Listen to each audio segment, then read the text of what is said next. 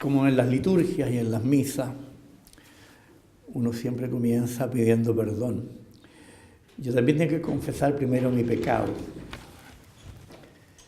Cuando me solicitaron que fuera uno de los presentadores del libro, acepté por dos razones. La primera, porque era un libro del padre Patricio, a quien quiero mucho. Y la segunda, porque me lo pidió el padre José Luis, a quien también quiero mucho. Así que estaba fregado. Pero en el fondo del corazón me dio una cierta desazón. Ya se ha hablado tanto de la pequeña consagración. Y uno, a pesar de que es ingeniero, tiene el defecto del Eigenform, de la forma única, de lo que se dijo una vez y que ya nunca más se puede decir igual. Y partí con esa desconfianza y cierto desánimo. Ese es mi pecado. Y las sorpresas comenzaron con el prólogo. Tengo que contar un breve cuento, que es anécdota, hemos sucedido. Estábamos en una comida con gente muy importante y había un jesuita famoso, que no lo voy a nombrar, porque no se puede pelar con nombre. Y entonces parece que había tomado más pisco sour que el necesario, porque me dijo una pesadez muy grande delante de todos. Oye, me dijo, ustedes los chentatianos, tan complicados que son, rezan esa oración de los Señora Mía cada rato, y más encima le llaman a la Virgen la Madre tres veces admirable de Schoenstatt. No podían complicarse más. Y me salió la sangre vasca en ese momento, porque también tengo sangre vasca y no solo belga. Y le dije, mira, y ni lo traté de padre tampoco, me dio mucha rabia. Mira, le dije yo en voz fuerte así, para que tú sepas, el Madre tres veces admirable lo inventó el padre Rem y los jesuitas ¿cómo que se llama este pueblo al lado? En Ingolstadt. Así que invención de los jesuitas, el nombre complicado. Y en cuanto se trata a la pequeña consagración a los Señora Mía, también lo inventaron los jesuitas y lo rezaban las congregaciones marianas, solo que tú te hayas olvidado. Le dije. Se quedó callado. Y la sorpresa es que no era de los jesuitas la pequeña consagración. Así que mentí ahí. Porque el padre Pato hurgueteó y encontró que había sido escrita por San Ramón Nonato. Nonato significa no nació, porque salió del vientre de su madre cuando ella había muerto, según la leyenda medieval. Esa fue la primera sorpresa. Toda mi respuesta al padre XX era la mitad buena nomás. Partí a hojearlo. Yo siempre en los libros le hago leo el esquema y después lo ojeo preliminarmente, así, y voy al final, al comienzo, y al hojearlo dije, meditaciones, no, esto no es estrictamente meditaciones, estas son reflexiones. Partí con esa prevención. Pero me empecé a meter cuando ya lo empecé a leer, y a medida que avanzaba, me iba asombrando y, empleando una palabra muy precisa, engolosinando con el texto.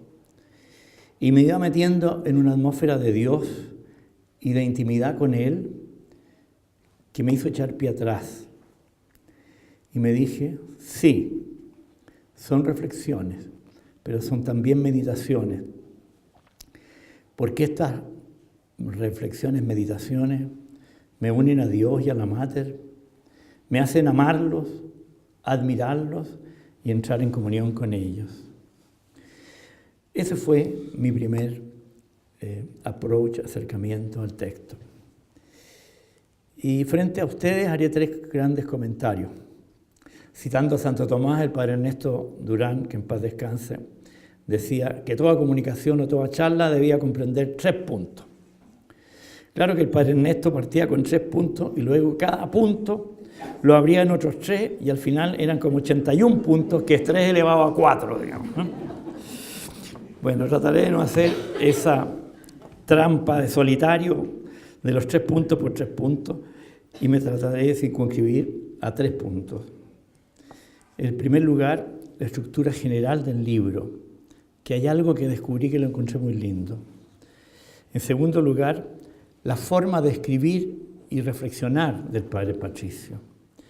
Y en último lugar, ¿qué nos dice Dios con este libro?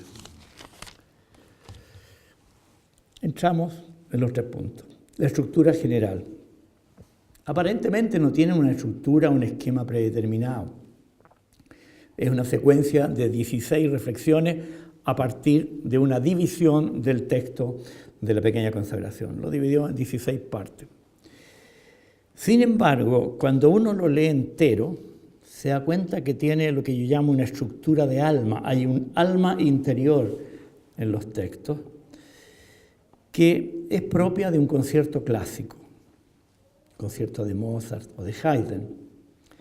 Allegro, andante, allegro. Las 5 primeras son allegro, las 6 siguientes son andante y las 5 últimas son de nuevo un allegro.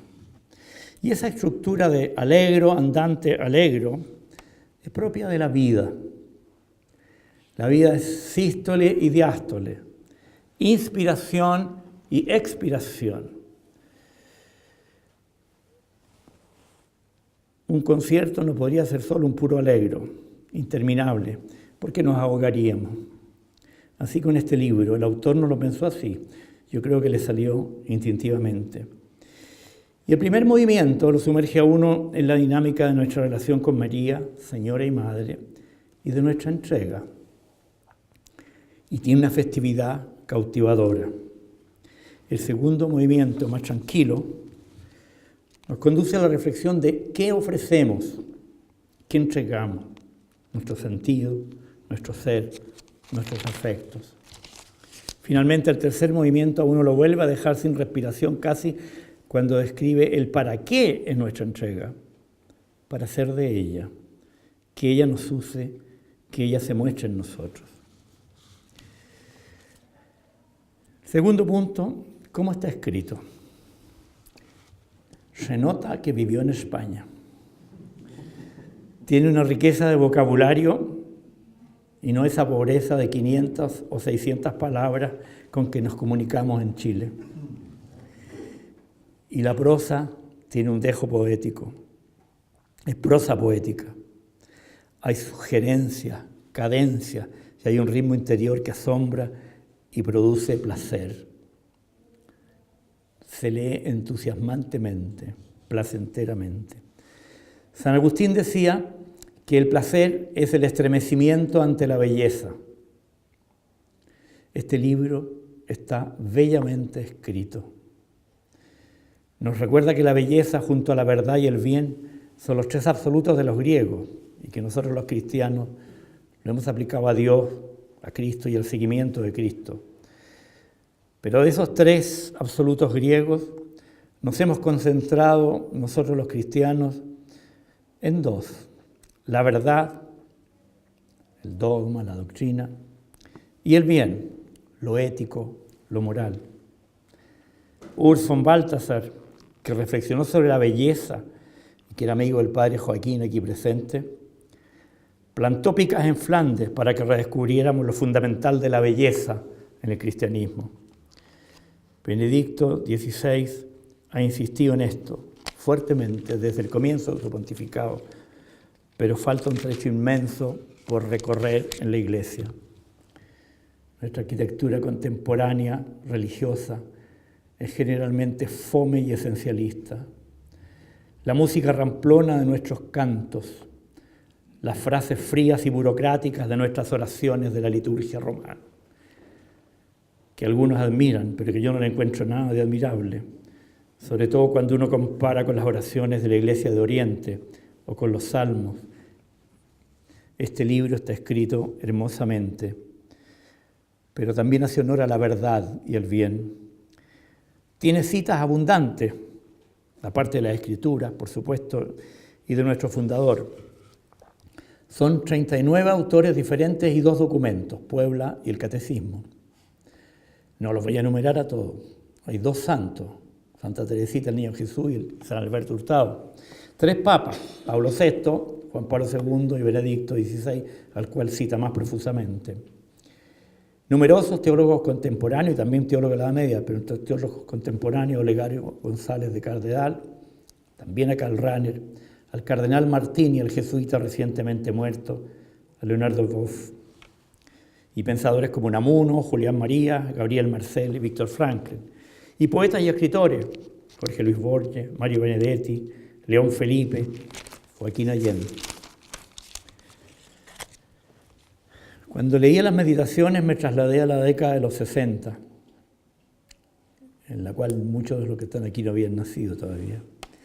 Y me resonaban las frases y la articulación de las ideas, como lo solía hacer un autor español, ya fallecido, José María Capdevila, uno de cuyos libros, Señora Nuestra, subtítulo El misterio del hombre a la luz del misterio de María, lo tengo de cabecera. Ya nadie lee a Capdevila, pero era un hombre orgánico, diría nuestro padre fundador. Y este libro, gracias a Dios, fue escrito también por un sacerdote orgánico. ¿Y en qué consiste esa organicidad? En plantear con seriedad las ideas y conceptos para luego llevar la aplicación a la vida. Fe y vida, Cristo y María, oración y acción, lo divino y lo humano, lo personal y lo social. Siempre el y nunca el o dialéctico que divide, separa y tajea el corazón y la vida. Y finalmente, ¿qué nos dice Dios con este libro? Y esa es la pregunta permanente de un hijo de Schoenstatt, ante todo acontecimiento, persona, actitudes, vida, libros, cosas, paisajes.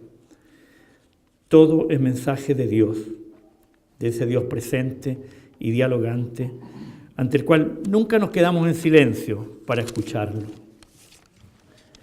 Me atrevo a sugerir que Dios nos dice 3 cosas. Primero, Dios nos dice, toda oración es hermosa, no despreciemos ninguna oración. Pero las oraciones hechas por otros, como esta pequeña consagración, hay que pasarlas por el alma. Es peligroso repetir palabras mecánicamente, sin llenarlas de virtualidad y contenido. Recuerdo que hace muchos años me regalaron un diccionario etimológico. Está a mi izquierda en mi escritorio. Desde entonces, las palabras para mí son diferentes, porque tienen raíz, tienen madre y padre, y significan y señalan mucho más que su significado cotidiano. Dios nos dice en este libro, haz tuya esta pequeña consagración. Lo segundo, el Señor nos quiere recordar que Él habla a través de todos los hombres. Los semini verbi, las semillas del verbo, como citaba el Concilio Vaticano II, están también en no creyentes o creyentes de otras religiones. En este libro hay agnósticos, ateos, judíos, ortodoxos, sacerdotes apóstatas que arman un ramillete junto a los católicos para develar sentidos y profundizar conceptos. Gracias, Padre Patricio, por esa trama de hombres de todo tiempo y condición que te ayudaron con sus palabras a desgranar las virtualidades de esta oración. Y finalmente, como un gran amén conclusivo, Dios nos dice,